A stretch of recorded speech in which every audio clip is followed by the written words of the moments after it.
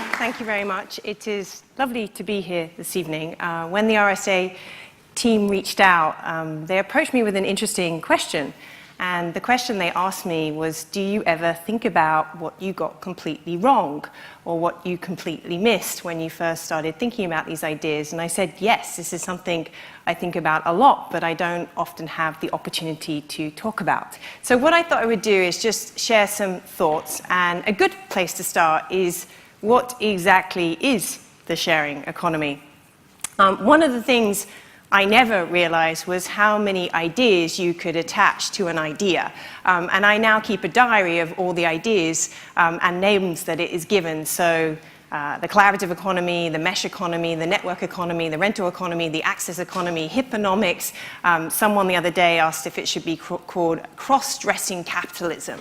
So this thing has many names, and these ideas are connected in some way. So let me give you my view of what the sharing economy is and why it is full of so much potential, but it's complicated because it represents such a broad range of ideas. So I'm going to give you two examples that really sit at the extreme of what this idea represents.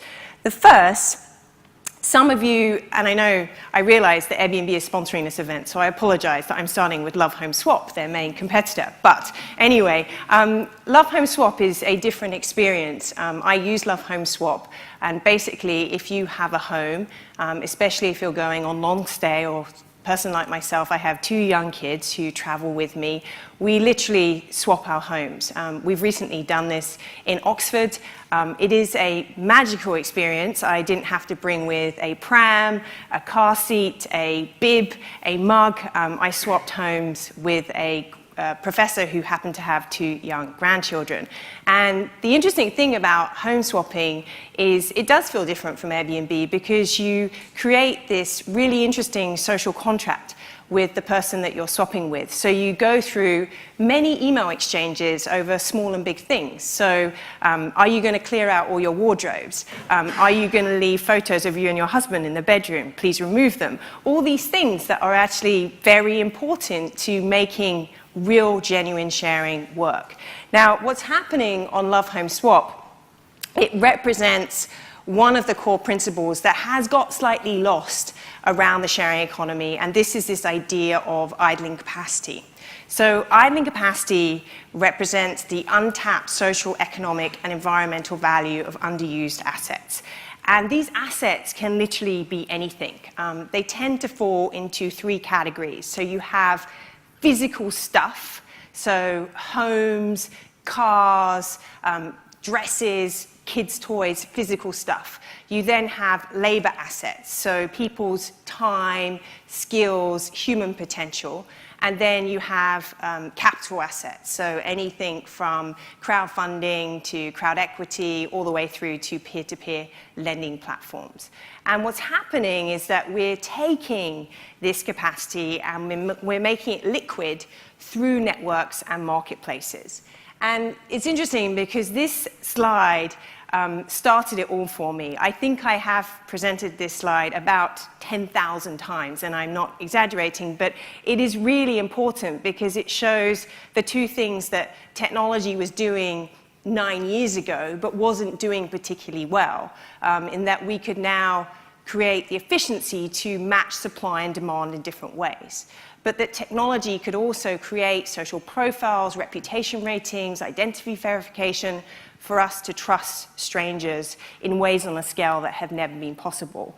And the interesting thing was I started writing my book in 2009, and there is hardly any mention of the smartphone, which is frightening, a huge omission on my part. But the smartphone was the game changer because the smartphone removed the friction from these platforms, but it also created all these tremendous trust tools to bring down the barriers of strangers trusting one another. So you see these two principles, idling capacity and the ability of technology to match supply and demand through efficiency and trust at the basis of these examples. Just to give you a completely different end of the spectrum, I get to meet many wonderful entrepreneurs in the space, and this was a gentleman I met recently, or I should say this is a photo this gentleman took. His name is Mark Slaughter, and Mark used to sell medical equipment to hospitals. And what he started doing was taking photographs of piles of medical equipment left in strange places of the hospital, so in storage cupboards and in hallways. And then he would go to other hospitals that couldn't even afford to buy, in this instance, one incubator. Now, what Mark was seeing was a classic broken system of supply and demand. And what Mark was seeing was what many entrepreneurs in the space say, how can we extract more value from these existing assets? And he started to dig into this problem, and it's just an example of how profound idling capacity can be. So what he discovered was that the average piece of equipment will sit idle for 58% of its entire life cycle. And this results of a third of all surgeries that cannot be performed is because there isn't equipment available. So we created this platform called Cohelo. It's now just been named one of the most innovative health companies in the States, and it takes the unused capacity of expensive health equipment and redistributes it amongst different hospitals. He's managed to take the capacity of hospital equipment from 48% to 70% in the course of 18 months. So here you have two very different examples, home swapping and getting hospitals to share equipment.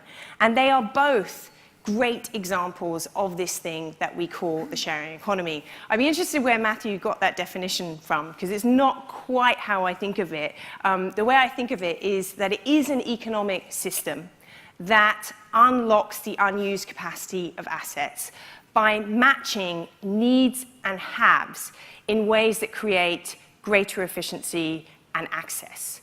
And it's those two words that are really important, greater efficiency and access. This is not the sharing economy. So I actually love it when people say, well, Despiers is the sharing economy, or Washio is the sharing economy, or someone said to me the other day, this tie subscription service, like if you turn up an event and you have the wrong tie, you can press your phone and a tie will be delivered in 1 hour. This isn't the sharing economy. These are very clever on-demand apps. They are very clever on-demand apps that represent this very real need to want to get things in real time. And this is the Uberification effect. So there is a very clear distinction between those on-demand apps that are brilliant at efficiently matching supply and demand to give you things when you need them, and true sharing. So this idea has gone through a really interesting pendulum swing. And to me, this happened pretty fast. So as Matthew mentioned, I started researching and writing about these ideas in 2008. I brought my book out in 2009. This was a terrible time to bring this book out. Now, the reason why it was a terrible time, and some of you may know this, because I brought my book out, and in the first week, I'm looking down because my book agent is here, and he doesn't like me sharing this story, but I sold 12 copies, right, which is not what you want to do in the publishing world. And I was with my grandma at the time, and I got off the phone, and I was pretty depressed that I'd only sold 12 copies because I thought this was going to be a huge idea. And she said, "What's the matter?" And I said, "Well, I've written this book, and I thought it was going to be this huge, world-changing idea, and I only sold 12 copies." And she said, "You didn't sell 12, you sold 6, because I bought the other 6 on Amazon." So you can always trust your grandma too, and she was a special lady. But it was a really good learning for me, because ideas react to the context in which they were born. And I'd never thought about that before, rather naively, but my idea was reacting to the fact that we were in the middle of the biggest recession that we'd seen in decades. So everyone said that this was a hippie behavior, this was people being frugal, that this was going to disappear, it was a short-term trend. And it was all about cost saving. And it was really hard to convince people that this was actually a transformation in the way we would think about building companies. This was a transformation in the future of work. This was a transformation in trust. And things started to change around, I realize you can't see what I'm saying, things started to change around 2012. And in 2012, this was like the best thing ever. This was all about empowerment, and the founders of Airbnb were heroes, and this idea was literally going to save the world. It was the easiest job to be representing the sharing economy, because every media interview was positive. And then things began to change, and they rightfully began to change, and this healthy sense of skepticism started to emerge around 2013. And this healthy sense of skepticism has grown very fast over the last 3 years. And what people are questioning is this new? Or is this just capitalism on steroids? Does this create any redistribution of wealth? Is this just accelerating inequality? And these are really interesting questions to answer. Why do ideas and movements seem to go in these kinds of cycles of adoption? And it's interesting, it was mentioned in the opening that I teach at Oxford. I taught the course last year to these MBAs, and I'm teaching it this year. And the difference in the students, you know, the entrepreneurs would come in last year, they would be incredibly deferential. They are laying into them this year.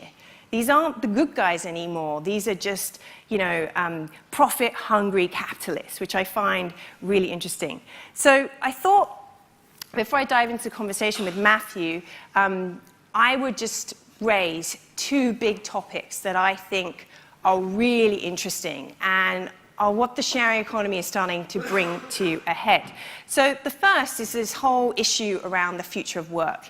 And the question that people are rightfully asking is, are the providers on the platforms, so the providers being hosts on Airbnb, or drivers on Uber, or lawyers on UpCounsel, or chefs on Eat With, is this empowering them, or is this exploitation? And this is a really big question, and it's a really big question way beyond the sharing economy, because I think we are heading into a future of platforms where companies will become these new kinds of intermediaries that essentially connect people with supply, with people with demand, breaking up traditional jobs into these what people call gigs. So how we get this right, what is the role of platforms, what is the relationship between providers and platforms, is a really interesting question. So just to give you a sense of how big this is getting, these are the latest stats. We don't have great data at the moment in the United Kingdom, but they're estimating now in the United States more than a third of the entire workforce are now independent workers or freelancers. Now that depends on how you classify them. The latest study that was done was by JP Morgan Chase, and this study actually looked just at platform workers. And what they discovered was that in the last 3 years, there has been a 47-fold increase in the number of people earning income through platforms. It's become such a big issue that if you've been following the US, I mean, who hasn't been following the US election, it has actually become a topic for the candidates who are saying, how do we create a whole new social safety net if the future of work is going to be through platforms and independent workers? So one of the things that often frustrates me when we have this conversation is we forget a couple of things. We talk about workers as one big bucket, but there is a huge diversity of work, and there is a huge range of why people are doing this kind of work. So you have drivers on Lyft, and a third of all drivers on Lyft are either retirees or they're stay-at-home parents. This isn't a main source of income for them.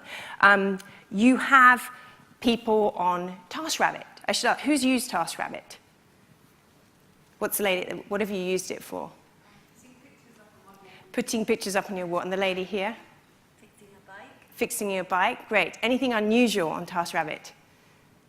I think I discovered the most unusual task of all time. This is something weird that I do, to look for these really weird things. And I look for these weird things to see how people think about using them in their lives. The point I'm going to make is it's a huge range of tasks that people are doing. I did not make this up. This is a real task.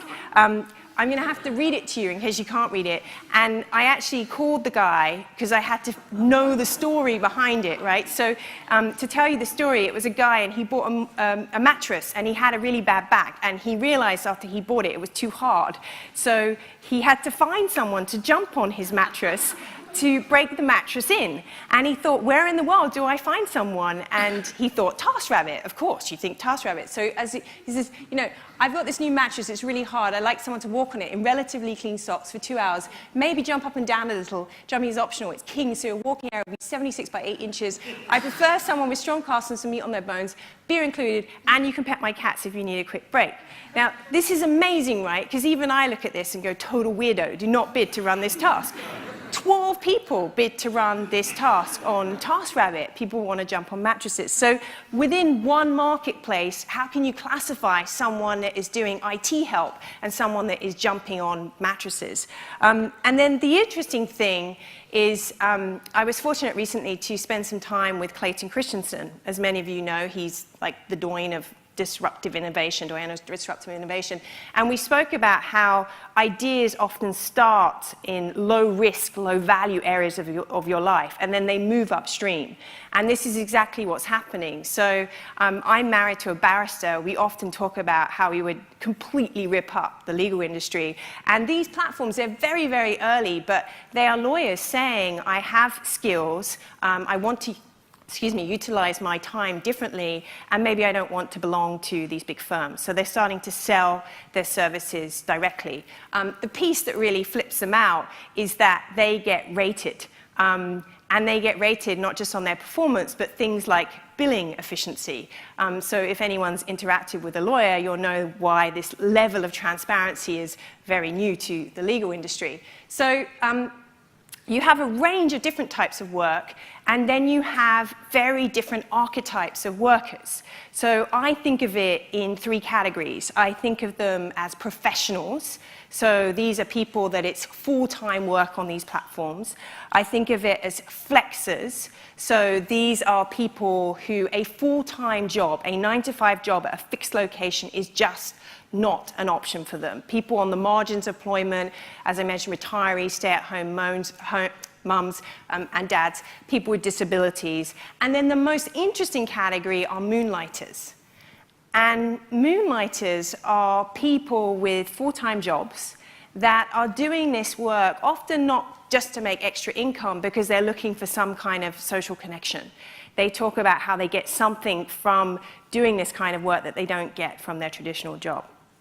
So, at the moment, the debate around the future of work is how we classify these people, because there's only 2 types of classification. You're either an employee or you're an independent contractor. And yes, it's really important that we figure this out, because there's a big grey area in the middle, but by the time the courts actually redefine who these people are, it's going to be too late. And so it's a huge opportunity to think really creatively on how we change the power structure, how we change the distribution of value between platforms and providers. So one of the things that I think is really interesting that might emerge over the next 5 years, and I don't think these are cooperatives, I don't think that's the right language for this, is the idea of network equity. I think the RSA calls it shared value. So how you can actually give providers on platforms who create the value and make these entrepreneurs and venture capitalists incredibly wealthy, how you can actually give them a share of the value that they create. So that's one area that I completely miss, the future of work, the tensions between providers and platforms, and how we sort out this massive inequality of value creation and value distribution. The second is around innovation and regulation. And so this is the geeky side of me. I find innovation and regulation, it's fascinating. If you research the history of innovation and regulation, it's a really, believe me, it is actually an interesting topic. So just to give you an example of what I'm talking about, who knows of the red flag trick? Just raise your hand, just so a couple of people. Okay, so I'll explain what it is. So when the car was introduced, there was a law that was called the 1865 Locomotive Act. And the 1865 Locomotive Act stipulated that if you owned a car, at all times there had to be 3 people in the car with you. And there had to be 3 people with you because one guy had to walk in front of the car waving a red flag. And why do you think he had to wave a red flag? To slow the car down. So the car couldn't drive more than 3 miles an hour. Now, who introduced this law? The stagecoach companies, the horse and carriages. And this law got so ridiculous, and this isn't a lie. In Philadelphia, if a car saw a horse and carriage approaching, the law stated it had to hide behind the bush, dismantle the car, remantle the car when the horse is gone in case it frightened the horse. This law stood up for over 30 years until people said this is completely ridiculous because you've removed the benefit of driving cars, and it turned out it was the incumbents lobbying for this Locomotive Act. So we can laugh at this now and go, that's ridiculous. You know, who would institute a law where you had to wave a red flag? But this is exactly what's going on between Uber and the taxi industry. I am going to mention them briefly. And the growth of Uber is astonishing. I actually had someone from Uber join my class, and he was even like, how can we be worth $62.5 billion? I mean, that's more than Rolls-Royce. It's more than most of the top Fortune 500 companies. And so what's really interesting to me about Uber is less Uber the company, but how people are responding. So this is a graph taken from San Francisco. If you ever need a reminding of the impact of Uber on the taxi industry, they've lost 2/3 of their revenue in the last 3 years alone. They think their lifeline is less than 6 months. So I look at graphs like this, and I think of Uber and taxis, and I want to say to the taxi industry, are you having your Kodak moment, right? Is this the point that your industry is forever changed and won't be reversed? But rather than embracing it, what are they doing? They're fighting this new behavior. So I thought it was really interesting that the Transport Authority tried to institute this law where if an Uber driver, wherever they were, even if they were around the corner to you, they would have to wait 5 minutes to pick you up. And they wanted to remove the fact that you could track Uber cars on your phone. So you read that, and it's exactly like the red flag trick. And so it hasn't worked, right? So what are the taxi associations doing? These are photos from the protests that happened last year around the taxi associations. And it's really interesting, when you speak to the taxi associations, she said, what did you hope to achieve by organizing these protests? And I kid you not, the majority will say that they thought the public were going to come out and say that you should ban Uber. And what happened on this day? So as many of you will know, Matt Hancock is a big supporter of this space. He's the Minister for Business. And this is just a brilliant tweet, right? He's like, does anyone have details of this Uber app everyone's talking about? I haven't heard about it today. And sign-ups increased by 850%. So this is the music industry all over again, right? This is Napster versus Spotify. What they've done is they've actually popularized the behavior they were trying to eliminate. And I find this so interesting that when you talk to governments, there's this belief that somehow they can reverse the story. Somehow they can reverse this idea that the public have discovered there's this new way to get around, but they can introduce regulation to reverse the story. And don't hear me right. I am by no means saying there is no role for government regulation. There is a role for government regulation. It's just that we need a completely new way of thinking of regulating these self-regulating markets. And that's a really interesting question. What will be the role of government regulation in the sharing economy? But I think this really says it all, because what's happening, again, comes back to trust. So the governments will say, well, these licensing systems, they are really important trust proxies. But when you speak to most users, they'll say, I actually trust the driver more. I'm even a little bit nicer to the driver because I know their name, I know their picture, I know their rating. It creates a better sense of accountability between the driver and the passenger. So this is really interesting and challenging to regulators, because what they're saying is many of these institutional forms of trust, consumers actually, they're not relevant to people in terms of protecting them and keeping the market safe. So this, I think, is, and this is sort of a hat tip to where I'm going next, but this is what I think is actually happening, and one of the underlying shifts in the sharing economy is a shift in trust.